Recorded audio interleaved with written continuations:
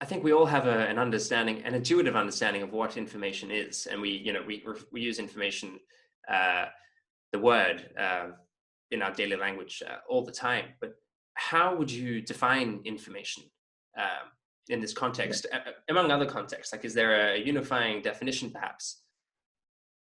So this is often the problem in science, that something is used informally in daily life, and then it's used in a rather precise way in science. And physicists like to be very precise about what they are, about defining their terms, usually in terms of mathematics of some sort. And the everyday use of the term information, which is very vague, nevertheless has at the heart, I think, what most people recognize, which is if you have information about something, you are less uncertain about that thing. And so, for example, just take a trivial one, if you want to get a ferry from Balmain to Circular Quay here in Sydney, if you just show up at a random time, you're going to be faced with a rather long wait because you're uncertain as to when the ferry will come, and they're every hour. But if you get the ferry timetable, that uncertainty can be reduced. It may still be a few minutes late or a few minutes early, but nevertheless, the information in the timetable reduces your uncertainty. And that general notion was formalized in the 1940s by a man called Claude Shannon. He founded what we would now call information theory as a precise discipline, a way of calculating information, and it was he who coined the term bits, the binary digits or bits, which I think everyone's familiar with that these days. And he defined it in this very simple way. If you toss a coin, for example, it may come down either heads or tails. If you don't look, you're equally uncertain about which it is. But if you take a look, oh, it's heads, that uncertainty is reduced to zero. And that represents one bit of information, one reduction in an uncertainty from the 50-50 to a certainty. And building on that, his primary interest wasn't anything to do with life. It had to do with the war effort, actually, at that time. Suppose you're trying to communicate on a battlefield across a crackly radio, or maybe down a telephone line, a noisy telephone line. How do you encode and transmit information through that channel so as to minimize ambiguity, maximize the chance that the coded information will be correctly interpreted at the other end? He worked all that out, and then it found immediate application in many areas of science. It now pervades most areas of science. So certainly it found information theory applied to biology. We're just talking about how the information encoded in DNA is transferred to these little machines are called ribosomes. They make the protein. So they take that information and they turn it into structures, the proteins that do the work in biology.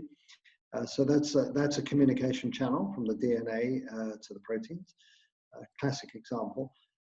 But retrospectively, also finds very deep applications in fundamental physics. And this goes way back because the idea that information makes a difference in the world, information can have physical clout, if you like, that was foreshadowed by the work of James Clerk Maxwell in the middle of the 19th century. I should just say a few words about Maxwell. He was a giant of theoretical physics. He was the one who unified the laws of electricity and magnetism. And so now we have this whole area of science and engineering called electromagnetism. And one example of this is radio. Radio waves were predicted from that theory. Light is an electromagnetic wave, and so Maxwell discovered that from his mathematical unification of these two forces.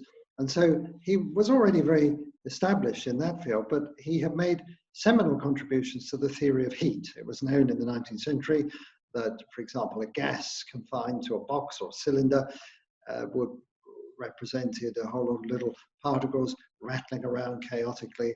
The temperature was the speed of those molecules. If you add heat, they move faster. and the laws of thermodynamics, as it was called, were worked out using that basic concept. And Maxwell had this weird idea.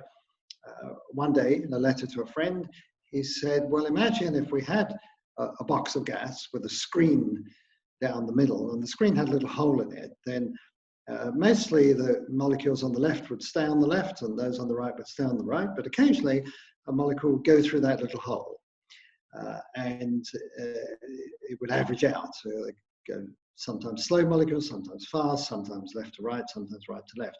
But now imagine you had a little being who became known as Maxwell's demon, who could follow the molecules and operate a shutter. So, for example, if a fast molecule was coming from the right, might open the shutter.